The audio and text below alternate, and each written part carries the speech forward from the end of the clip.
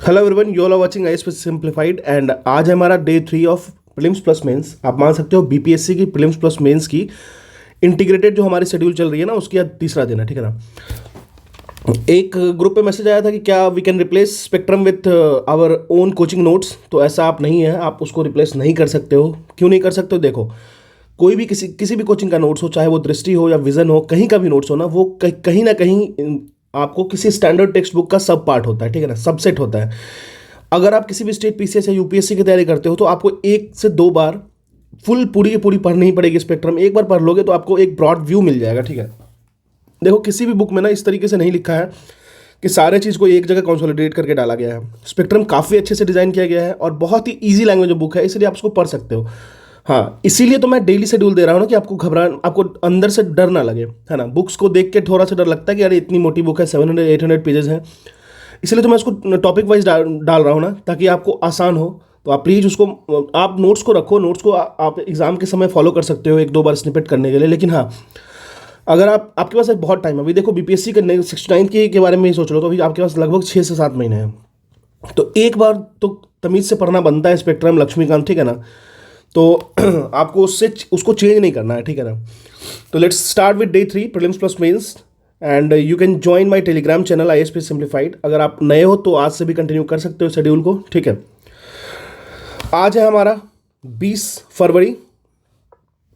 ठीक है ना। और मॉडर्न इंडियन हिस्ट्री शुरू करते हैं। ठीक है, मॉडर्न इंडियन हिस्ट्री शुरू करते हैं। अच्छा, मैं आपको बता दूं, अगर आपको यूपीएससी की फॉर्म डालनी है ना, तो कल लास्ट डेट है, आप उसको डाल लेना। ठीक है ना। ओटीआर करना है उसमें। ओटीआर बहुत टफ प्रोसेस भी नहीं है, बहुत आसान प्रोसेस है। आप उसको एक बार डाल लो। अगर आप भूल चुके हो तो एक बार ध्यान रखना। ठीक है ना। चलिए स्पेक्ट्रम में देख लेते हैं। आज हम लोग पढ़ेंगे rising resentment against company rule.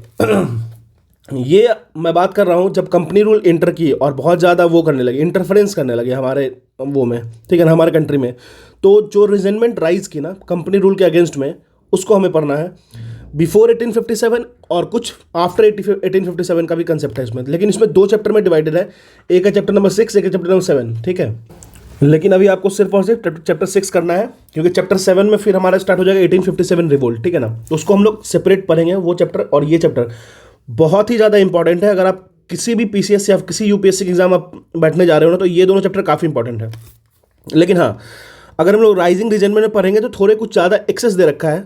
Different locals groups का भी दे रखा है। 2-4 पेज आपको एक्स्ट्रा पढ़ना पड़ेगा, इसलिए मैंने इंपॉर्टेंट को मेंशन कर दिया है। वो जो एक्स्ट्रा है उसको आप गुजर सकते हो तेजी से। लेकिन कुछ सिविल अपराइजिंग है जिसको आप गुजर नहीं सकते, जिसको आपको डीपली पढ़ना पड़ेगा। जैसे सन्यासी रिवोल्ट हो गया, पाइका रिवोल्ट हो गया, वाघेरा हो गया, अहोम रिवोल्ट हो गया एंड वहाबी रिवोल्ट हो गया, वहाबी मूवमेंट हो गया। इसको आपको गुजर नहीं सकते, उसको आपको डीपली पढ़ना पड़ेगा।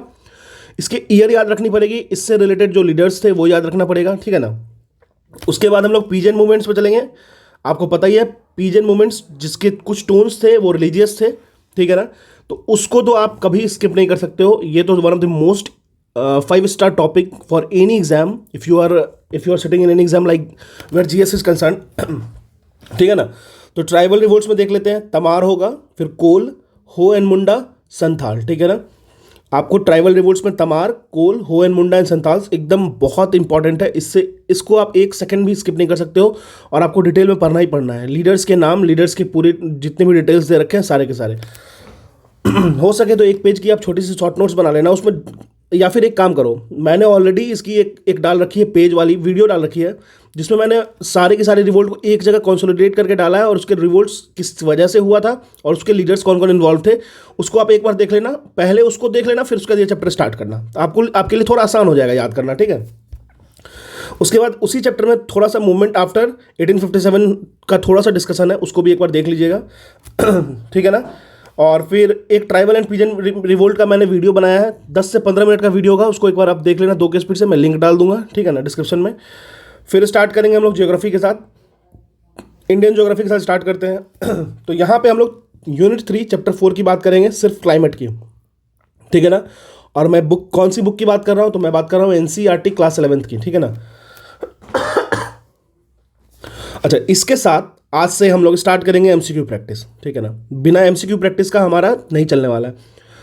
अच्छा, एक बात और, अगर आप सीरियसली फॉलो कर रहे हो ना इस शेड्यूल को, तो आप प्लीज़ मैसेज में एक बार कमेंट में डालो। ठीक है, ताकि मुझे लगे कुछ लोग फॉलो कर रहे हैं इसको। ठीक है। कुछ भी लोग फॉलो करेंगे ना, तो एक कंटिन्यूटी रहती है, एक कंसिस्टेंसी रहती है, एक एक लगता है कि हाँ अगर आप फॉलो कर रहे हो तो मुझे भी करना चाहिए, ठीक है ना। आप प्लीज़ डालो अगर आप उसको रियल में फॉलो कर रहे हो तो, ठीक है ना। और ये भी आप ये भी बता सकते हो कि आप कितना लैग कर जा रहे हो, ठीक है ना। तो उसके बाद हम लोग फिर और कुछ प्लान कर सकते हैं हर तरीके से कैसे हम लोग उसको पूरा कर पाएँ, ठीक है ना। अब देखिए tribal and peasant revolts before 1857, इसकी हम लोग प्रैक्टिस सबसे पहले करेंगे। ये कहाँ से करेंगे? घटना चक्र से। आप कर लो खुद से, नहीं तो मैं आज इसकी वीडियो 100% डालूंगा ही डालूंगा, ठीक है ना। मेरी थोड़ी तबीयत ठीक नहीं थी, थोड़ा सा मतलब वायरल हो गया था, इसीलिए मैं अभी नहीं डाल पाया, नहीं तो मैं कल संडे था बहुत सारी वीडियो डालता, लेकिन नहीं डाल पाया, ठीक है ना। तो आपको tribal and peasant revolts before 1857 की एकदम आराम से क्वेश्चन घटना चक्र से देखना और कहीं से नहीं देखना है। उसकी थ्योरी पढ़ने की जरूरत नहीं है, पहले स्पेक्ट्रम से लगाना है, पढ़ना है पूरा। उसके बाद स्पेक्ट्रम को अंडरलाइन हाईलाइट करना है, फिर उसके बाद घटना चक्र में जाके एमसीक्यू सॉल्व करना है। फिर एमसीक्यू प्रैक्टिस सेकंड करेंगे, गंगा रिवर सिस्टम की आज कर लेना। गंगा रिवर सिस्टम को थोड़ा सा देख लेना, काफ़ी इंपॉर्टेंट है। इसकी ट्रिब्यूटरीज डिस्ट्रीब्यूटरीज जो भी डिफरेंसेस है सब देख लेना, ठीक है ना। और कहाँ कहाँ से गुजरती है, इसके आसपास की जो सिटीज़ हैं वो भी जान समझ लीजिएगा, cities and towns near by Ganga river, वो भी एक बार देख लीजिएगा अच्छे से। चैप्टर लगाइए घटना चक्र से, आपको सब मिल जाएगा, ठीक है ना। फिर डेली करंट अफेयर करना है।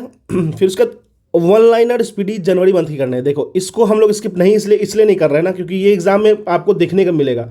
वन लाइनर्स देखिए, आप बीपीएससी 68 दिए होगे ना, तो आपको लगभग मुझे याद है जून से लेके दिसंबर तक, हाँ इस मंथ की मैं करंट अफेयर को एक बार वन लाइनर से कराया हुआ था और देख के भी गया था। लगभग आपको 22+ क्वेश्चन तो डायरेक्ट इसी से आए थे, ठीक है ना।